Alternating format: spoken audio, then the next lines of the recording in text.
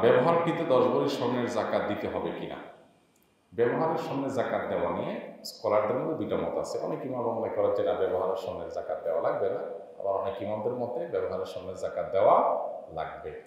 তো এই লাগবে, এই মতটাই হলো অধিকতর গ্রহণযোগ্য বাংলাদেশের সংখ্যাগরিষ্ঠ আলেমদের মত এইটি। অতএব ব্যবহৃত স্বর্ণের যাকাত আমরা দেব।